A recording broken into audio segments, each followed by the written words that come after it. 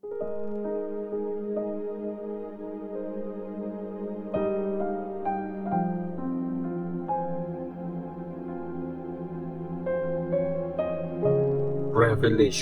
chapter 3. Ang mensahe para sa Sardis. Isulat mo para sa angel ng church sa Sardis. Ito ang sinasabi ng may 7 espiritu ng Diyos at may hawak ng 7 stars. Alam ko ang ginagawa mo. Iniisip ng iba na buhay ka, pero ang totoo, patay ka. Kaya gumising ka na. Palakasin mo kung ano pang meron ka bago yan tuluyang mamatay. Kasi nakita kong hindi pa perfect yung mga ginagawa mo ayon sa standard ng Diyos. Kaya tandaan mo ang mga tinuro sa iyo at narinig mo. Sundin mo ang mga yon at talikuran mo na ang mga kasalanan mo. Kung hindi ka gigising, dadating ako dyan na parang magnanakaw, ni hindi mo malalaman kung kailan yun. Pero may ilan sa inyo dyan sa Sardis na hindi nila minantsahan ang damit nila. Maglalakad silang kasama ko, nakasuot ng puti, kasi deserve nila yon. Yung mga magtatagumpay, dadamitan sila ng puti at hindi ko buburahin ang pangalan nila sa libro ng buhay. Sasabihan ko sa harap ng tatay ko at ng mga angels niya na sila ay akin. Kung nakakarinig ka, makinig ka sa sinasabi ng Espiritu sa mga churches. Ang mensahe para sa Philadelphia.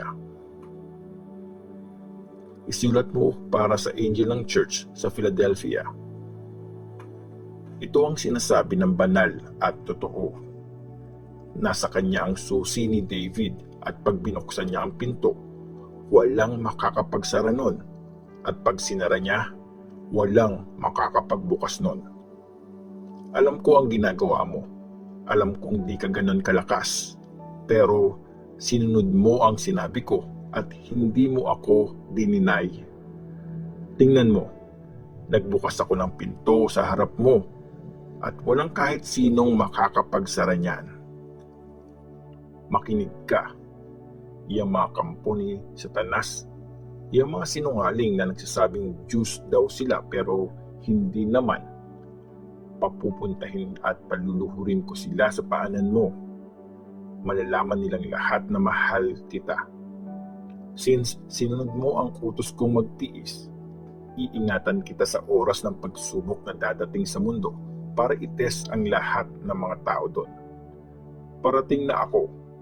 Ingatan mo kung anong meron ka para hindi maagaw sa iyo ang reward mo. Yung mga magtatagumpay, gagawin kong haligi sa temple ng aking Diyos at hindi sila aalis doon. Isusulat ko sa kanila ang pangalan ng aking Diyos at ang pangalan ng city ng aking Diyos, ang bagong Jerusalem na bababa mula sa langit galing sa Diyos ko. Isusulat ko rin sa kanila ang bago kong pangalan. Kung nakakarinig ka, makinig ka sa sinasabi ng Espiritu sa mga churches. Ang mensahe para sa Laodicea. Isulat mo para sa angel ng church sa Laodicea. Ito ang sinasabi niya na ang pangalan ay Amen.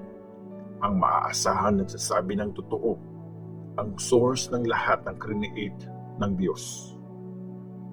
Alam ko ang mga ginawa mo. Alam kong hindi ka malamig, hindi rin mainit. Sana malamig ka na lang o kaya mainit. Pero since maligamgam ka, hindi mainit o malamig, isusuka kita.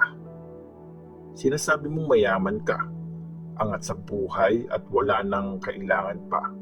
Pero hindi mo alam na miserable ka, kawawa, mahirap, bulag at hubad.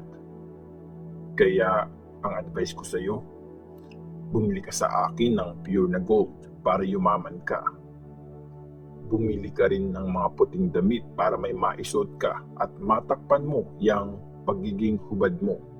Nakakahiya Bumili ka rin ng gamot na ipapahid mo sa mga mata mo para makakita ka.